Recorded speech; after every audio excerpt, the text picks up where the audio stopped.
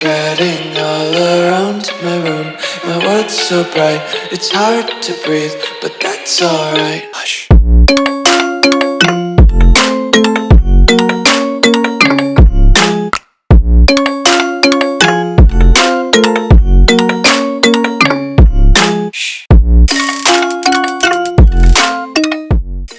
What's going on, guys? Welcome back to the video here in the Water Juice channel, and welcome back to another episode of the St. Louis Blues Relocation franchise here on Madden 25.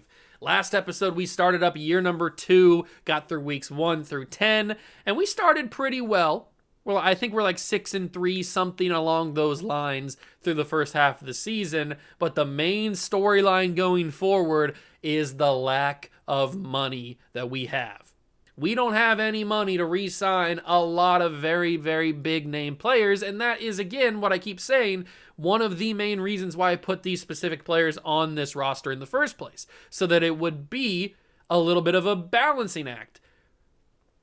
We have all this good talent to start off our relocation, but they're not going to be here very long, or potentially not going to be here very long, because they all make a lot of money. And they're all big cap hits. That was the main struggle that I wanted to have in this series, because we didn't really have that at the very beginning with the Honolulu Desperados. We did have it towards the middle, but we didn't really have it at the very beginning of that. So I wanted to start off with that struggle of who do we pay, who do we not pay, we don't have any cap room, we can't pay anybody, that type of scenario, and that's exactly what we have now. So CeeDee Lamb, Isaiah Pacheco, many others. I'm not even going to name all of them because there's a lot of them. They're all up for new contracts after this season's over, and we, I think, have negative 78, 79, something like that, $79 million in cap room, without cap room, so we are in a big hole financially. We do have the ability to franchise tag one player like we did last year with CeeDee Lamb. Who that's going to be, I have absolutely no idea. We're going to have to figure that out. But that's all probably for the next episode, or for the next couple episodes, because hopefully the next episode is the playoffs. If we don't make the playoffs right now, I'm going to be very upset. We made the playoffs last year, got pretty far, got to the AFC Championship. I think we have a good team, and we can do that again. We just have to continue to play well. So let's get into this finale episode of Season 2, finishing up the regular season. Hopefully win a few more games, make the playoffs, do some good things in the regular season. And with those contracts looming over us, it's going to be quite the end of the season. So if you go to enjoy, hit that like button, subscribe to the channel, join the Juice Club, and let's go see how Season 2 wraps up. We have arrived right where we left off, Week 11, against the Houston Texans. They're a good team. They're 5-4. We're 6-3. And this is what I've been alluding to. Player negotiations, negative, it is $79 million. CeeDee Lamb, we knew this was going to come up because he was in contract negotiation last year. We had to franchise tag him. But Isaiah Pacheco needs a new contract. Jalen Ramsey needs a new contract. Kyle Pitts needs a new contract. Christian Watson needs a new contract. Reed Blankenship, who just got star development in the last episode, needs a new contract. Garrett Bradbury, our starting center. All these guys have options we will accept, so that's not a big worry. But there's a lot of guys that are starters and impactful starters who will just not be able to come back. That's just the real deal. That's just, some of these guys like Jalen Ramsey, Christian Watson, Blankenship, unfortunately, those guys just won't be able to come back. They'll have to go to their next team. Who do we use our franchise tag on? Do we use it on CeeDee Lamb for the second straight year? Do we use it on Isaiah Pacheco? Because also, along with Reed Blankenship, in the last episode, Blake Corum, our backup running back, went up to superstar development. So maybe we just cut ties with one of our team captains in Isaiah Pacheco and give it to Blake Corum. Well, not give him the team captain, but give him the starting job. I don't know. That's also a possibility. Jalen Ramsey's going to have to be gone. He's another team captain on defense. Kyle Pitts, our backup tight end, will have to leave. So we're going to be losing out on a lot of talent. And one of the reasons why I'm kind of leaning towards not having CeeDee Lamb be the guy who receives the franchise tag is because in last year's draft, we drafted his potential replacement in this man right here, LaMichael Dotson. 21 years old, rookie, 6'4", already star development, 83 overall, very, very, very good player. And he's the future of this team along with Amon-Ra St. Brown. So that's the main reason why I would consider not putting the tag onto CeeDee Lamb. I would consider putting the tag on Isaiah Pacheco. I also would consider putting it on Kyle Pitts. I don't even know. On defense, I don't think I would put it on Jalen Ramsey. I think we would let Jalen Ramsey go. Even though Jalen Ramsey is a phenomenal player and one of our team captains on defense, we have Denzel Ward, we have Christian Gonzalez, we have Campbell, we have Cooper DeJean, we have a good cornerback room behind him. I would even consider putting on Reed Blankenship because we don't really have another option at free safety other than Malik Hooker, who we replaced with Reed Blankenship when he got the development trait. We do have a backup who's a corner, and I think a corner, maybe he's a free safety. I don't know. He is a free safety. Kendall Irvin. He is a rookie with star development, I'm assuming. So I guess if he develops, he could take over. But there's a lot of decisions that need to be made in the next offseason, in this upcoming offseason. But we're not there yet. We are only in Week 11. We're not going to jump into this game against the Texans. Hopefully we can just get a solid victory straight up. W, 7th win of the season. That would be amazing. It is. Let's go. That's huge. 45-30. We get our 7th victory of the year. Trevor Lawrence is having a great year. We get some big-time upgrades from some of our younger guys. And we are looking pretty darn sexy right now. 7-3 Bills versus 73 Blues. This one might be one we need to jump into. It's such a big game. It's prime time. Actually, it's not prime time. It doesn't say, at least. It's 8:20. I don't know why it wouldn't be prime time. Unless it's Thanksgiving. Is it Thanksgiving? Trevor Lawrence is now the leader in the passing. Let's take a look at the schedule. Is this Thanksgiving? I think Week 12 is Thanksgiving week. So we got 3 Thursday games in Week 12. It is Thanksgiving, but it's not. We're not playing on Thanksgiving. We are playing on Sunday night, but it doesn't say Sunday night primetime for some reason. I don't know. Weird. But it is Thanksgiving weekend, and we are playing on it in primetime against the Buffalo Bills. We are going to jump in and play this game. Hopefully we can get the job done against Buffalo. I think we're going to wear our alternates. I think of the grays, right? Oh, these are the Bills. Oh, oops. They'll just wear their regular. You know what? Let's give them the good ones, the ones I grew up with. Yeah, these are the Buffalo Bill uniforms that I remember. J.P. Lossman, Marshawn Lynch, other people, Mario Williams. These are the Buffalo Bill, Kyle Williams. These are the Buffalo Bill uniforms that I remember. So we're going to give them, and we are going to wear, I think, just our grays. Yeah, just the gray with the shaded blue, the gradient blue. That's what we're going to rock on the road against Buffalo. Let's go get a job done. It is a cold and chilly Thanksgiving Sunday here in upstate New York as we take on the Buffalo Bills. Both teams 7-3. Trevor Lawrence having a very good season, as you could see before we jumped into the game. He's now the leader in the clubhouse when it comes to passing yards this season. Very, very solid season from him, which is what we want. That's why we have Trevor Lawrence as our starting quarterback. It is 14-7 right now. Late third quarter action. Fourth quarter is back and forth, 21-7. Buffalo has it again. Late fourth quarter action. You know what? It's time for me to jump in. 21-14. I don't trust the team to get the job done. At least, I don't trust the simulation to get the job done. So let's go do this. 1:35 to go. Chew clock is on. All the timeouts for Buffalo. Hand the ball off. Isaiah Pacheco gets positive yards, 2nd and 7. But a timeout called by the Bills, as you would expect. If we can get a first down, it's going to be very, very bad for Buffalo. Although we won't get it there. 3rd and 5. Another timeout called by the Big Dogs. We'll go with a tight end in, because this could be LaMichael Dotson, the rookie, for the first down here. 3rd and 5. As long as it's completed, I won't really be upset. 4th and 3, final timeout called. We're going to go for it. This is very risky, very stupid, potentially. We had to get the timeout used. We did get it used, but it's got to be the first down. LaMichael Dotson's going to be the guy. It is the rookie first down, and that's got to be the ball game. Trevor Lawrence is hype. What a massive play. We put it in the hands of the rookie, LaMichael Dotson, and he lived up to the hype.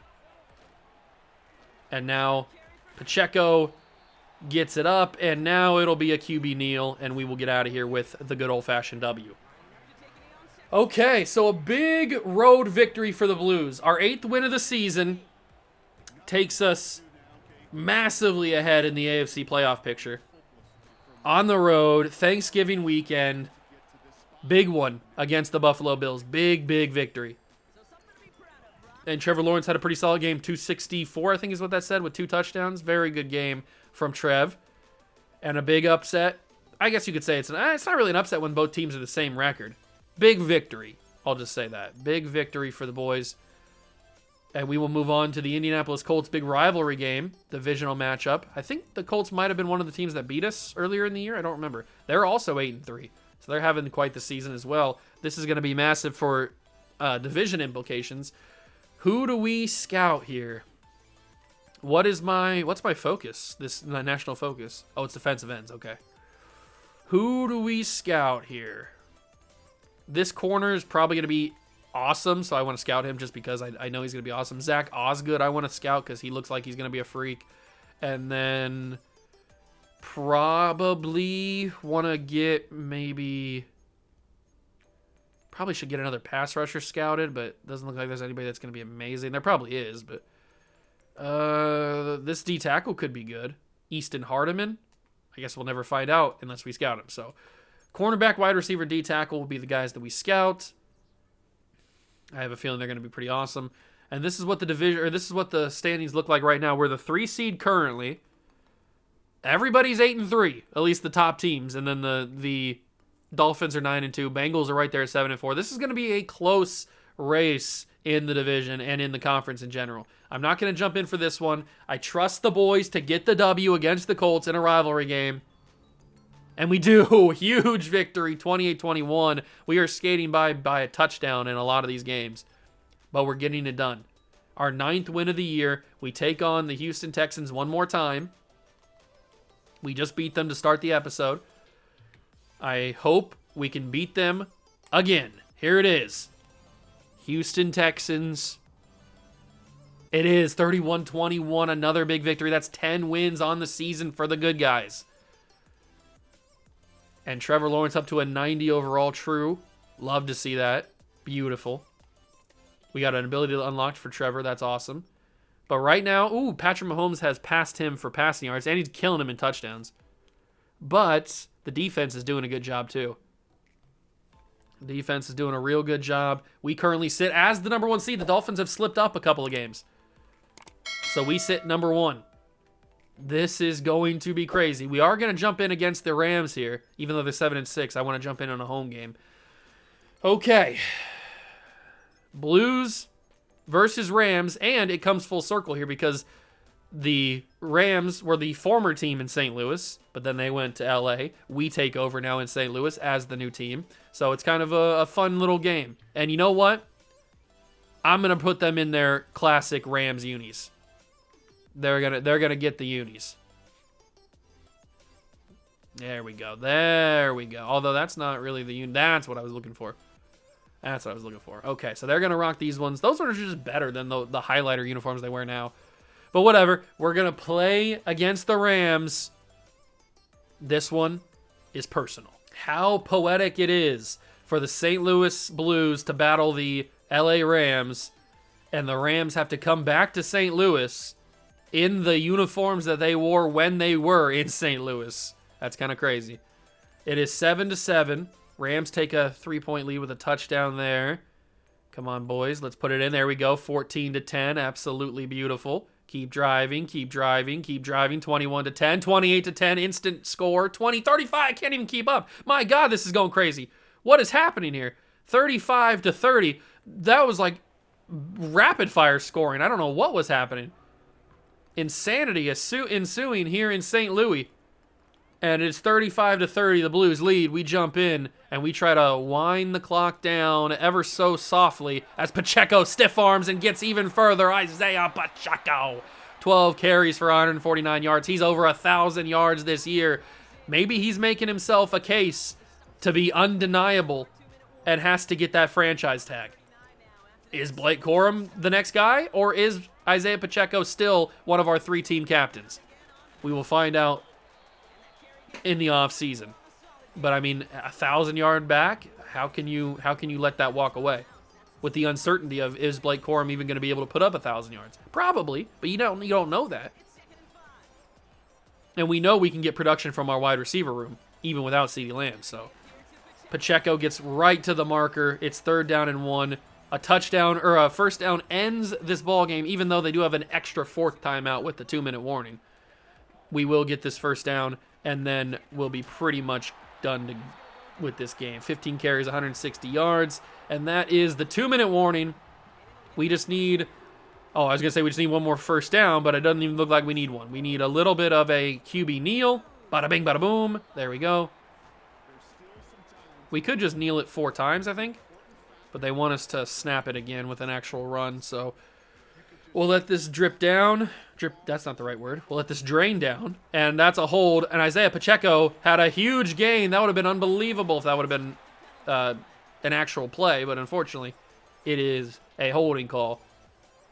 That's brutal. From the center, who also is in need of a contract, and it works as an extra timeout for the St. Louis, or for the LA Rams. That is unfortunate.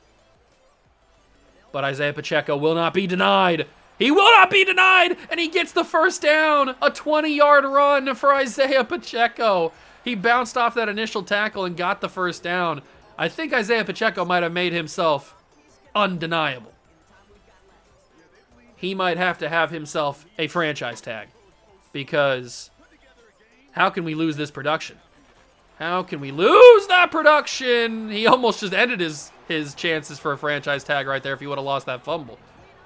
He got it popped down. You know what? We're just going to keep it in-house here. We're going to kneel it. Or actually, we're not even going to snap it here. And we are going to survive 35-30 against the Rams. This was a crazy game. I mean, there was like that quarter stretch where it was just like score, score, score, score. It was back and forth like crazy.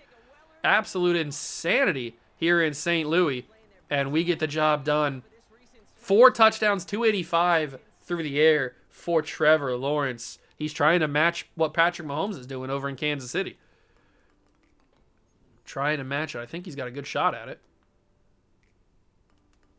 Isaiah Pacheco gets an upgrade point off of that. That's nice to see. All right, new ability again for Trevor Lawrence unlocked. 11 wins on the season. What did we have last year? I don't remember. I know we weren't the 1 seed. But I don't remember how many wins we had last year. We're looking good. The Dolphins and the Chiefs are right on our tails. We can't really afford to slip up, can we? We need to beat the Titans here. And we do. 31-10. Big victory.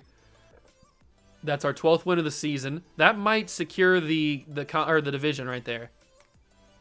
With that victory. Because we don't play any more division teams. And it does. So we have won the division with 12 wins. The Chiefs lost. The Dolphins won, but the Chiefs lost. So it's really just the Dolphins that are trying to take away our number 1 spot. They want it back. They had it for most of the season. They want it back.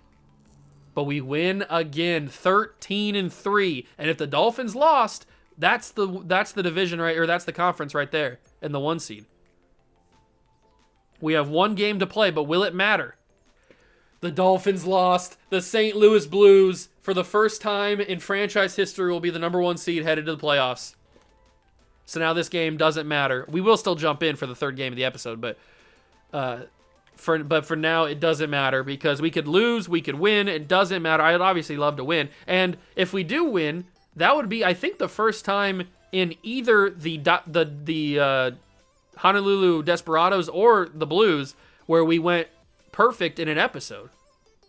Usually we lose at least 1 or 2 games every simulation of it. We have gone perfect so far. But let's try to wrap it up with a victory over the Tampa Bay Buccaneers. It is the final game of the regular season here in year number 2, and we are not playing for anything in this one. We've locked up the 1 seed. We've locked up the division.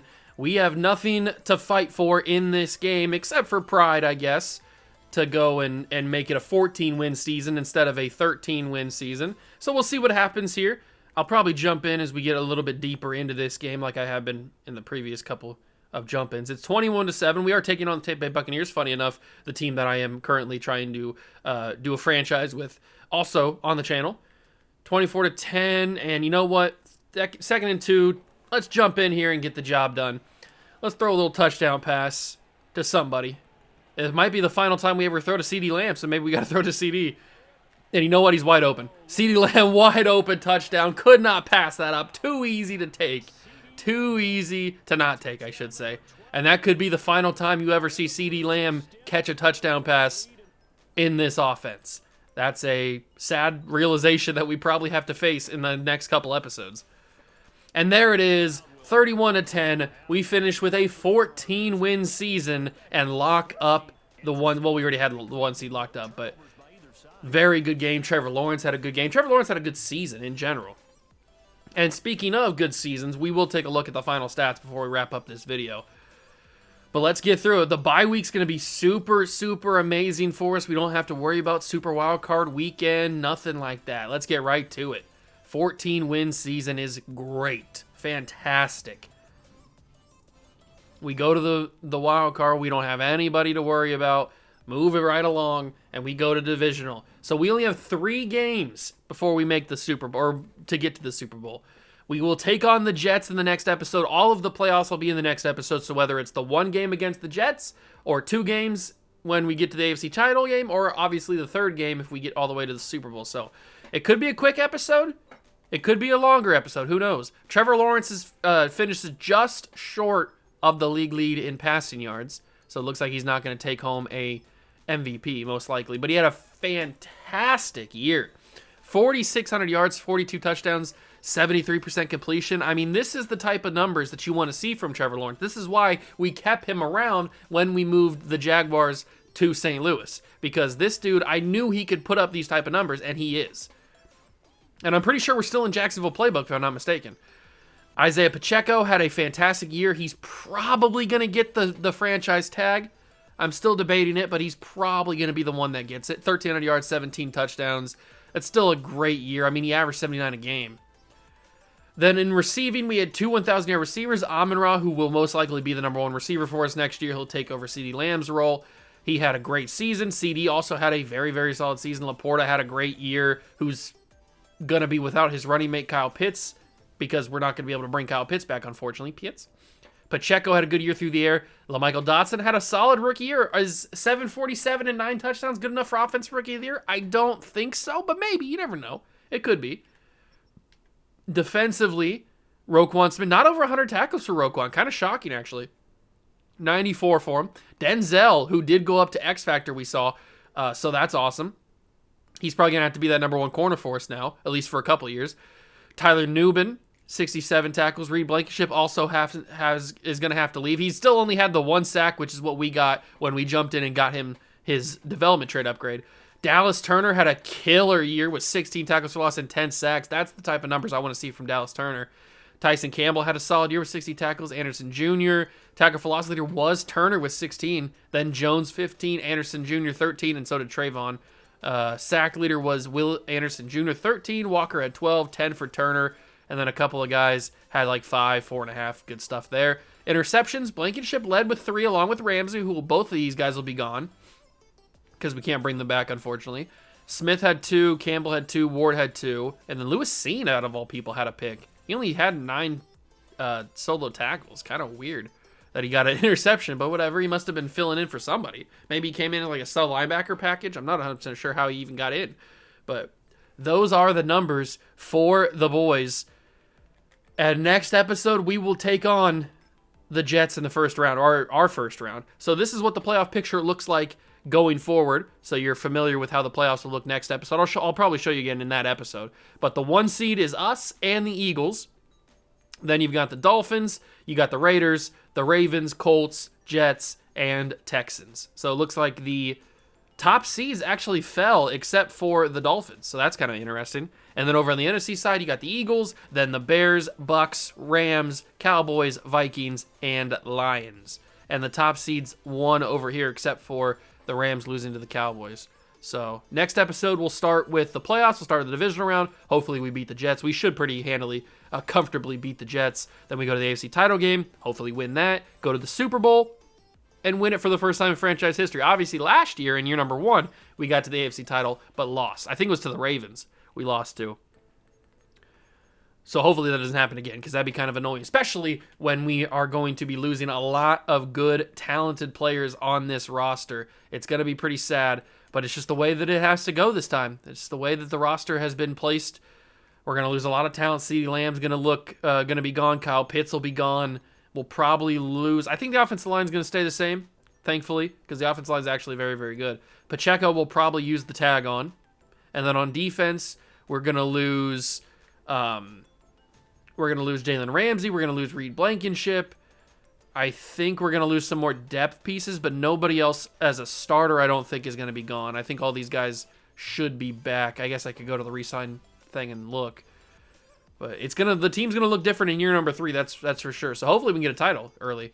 But CeeDee's gonna be gone. We'll probably use the franchise tag on Pacheco. Ramsey's gone. Pitts is gone. Christian Watson will be gone. Blankenship. Oh, we are gonna lose Bradbury. That's right. So we're gonna have to find a center. But we could just move Anton Harrison to center. He could probably play that. So maybe that's what we'll do. Or we draft a center. Who knows? And then the rest of the guys, we just bring back on accept their options. So we're not going to lose any of these guys, at least not right now. Hopefully, when they actually do come up for new contracts, we'll actually have some cap room, but I guess we'll find out. So I think I'm leaning towards Pacheco getting the franchise tag and then having to pay him next year. Or maybe we just continue to pay him on the franchise tag. But the franchise tag is going to be pretty expensive pretty soon. I don't really know. But that is going to be it for this episode. A 14-win season in year number 2 is phenomenal. I'm super happy about it. Could not be happier. I think we went undefeated in this episode. I'm pretty sure we won every single game that we simulated, which is pretty awesome. That doesn't usually ever happen for me in this type of series. So, really, really good season. We have a big challenge ahead of us. We got to the AFC title game in year number 1 and lost. In year number 2, we get back to the playoffs. This time as the number 1 seed. What's going to happen? Can we get past not only the Jets, but the other teams, maybe the Dolphins? It's going to be pretty interesting to see who we have to play. I think we're good enough to get to at least the Super Bowl. I don't know if we're good enough to take on any of the NFC teams and beat them. Are we good enough to beat the Eagles? I have no idea. But maybe we don't have to play the Eagles. Maybe they fall before we get to them. So it's all going to be decided in the next episode in the playoffs. So you don't make sure Make sure to don't miss it is what I was trying to say there.